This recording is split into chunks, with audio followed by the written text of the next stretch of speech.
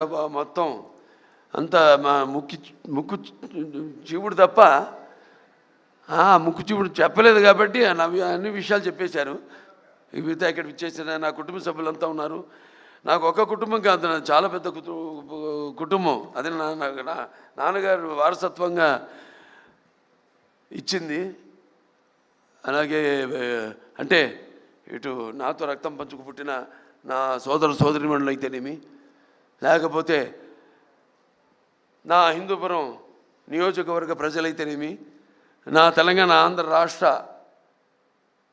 కళాభిమానులు, నా అభిమానులు అందరికైతేనేమి, లేకపోతే నా చలనచిత్ర పరిశ్రమ ఇక్కడికి విచ్చేసిన మా ఛాంబరు కౌన్సిల్ మెంబర్స్ అయితేనేమి, నా దర్శకులు అయితేనేమి, ఇంత పెద్ద కుటుంబం నాది. వాళ్ళందరూ కూడా మీరు ప్రత్యక్షంగా పరోక్షంగా నాకు అందించిన సహాయ సహకారాలు, ఆ తల్లిదండ్రుల తొరత మీరే నాకు స్ఫూర్తి అని తెలియజేసుకుంటూ, మరి ఈనాడు ఈ 50 సంవత్సరాలు పడి 51వ సంవత్సరాలకు అడుగుపెట్టాను. నాకు ఈ అంకెలంటే నాకు చాలా భయం కాదు, గుర్తుంటుంది నాకు. ఇప్పుడు నన్ను ఎన్ని సినిమాలు చేశానని అడగండి, అదొకటి తప్పితే సరే మిగతా నా రికార్డులు, లేకపోతే ఏ సినిమా ఎన్ని రోజులు ఆడింది అని అడిగితే నాకు గుర్తుండవు. ఓ రకంగా నా అభిమానులు గుర్తుంటాయి కానీ నాకు గుర్తుండదు. అలా ఈ అంకెల వయసు విషయం వచ్చినప్పుడు కూడా నా మనవాళ్ళతో ఎప్పుడు గొడవ జరుగుతుంటుంది. నాకు వాళ్ళు నన్ను బాలా అని పిలుస్తారు తప్పితే నన్ను తాత అని పిలిచే తాట ఒలుస్తాను ఆడని.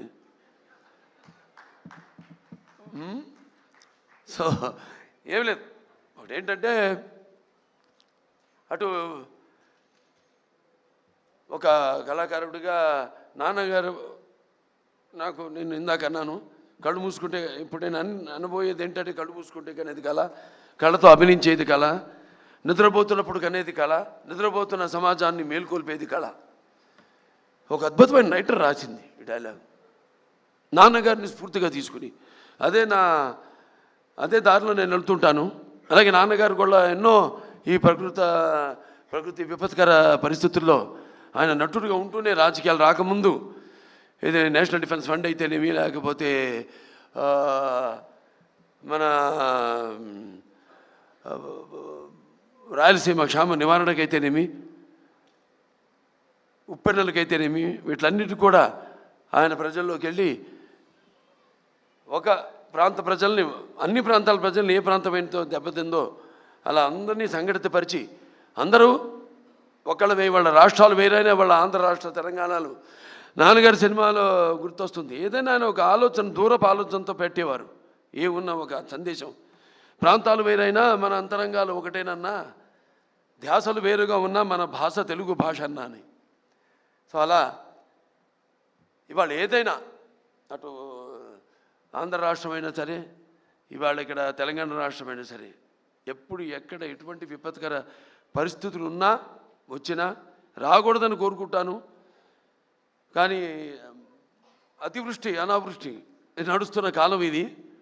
క్యాన్సర్ ఒక చైర్మన్గా చెప్పగలుగుతున్నాను, ఇది నిర్ధారణతో చెప్పగలుగుతున్నాను. అంటే మనం తినే ఆహార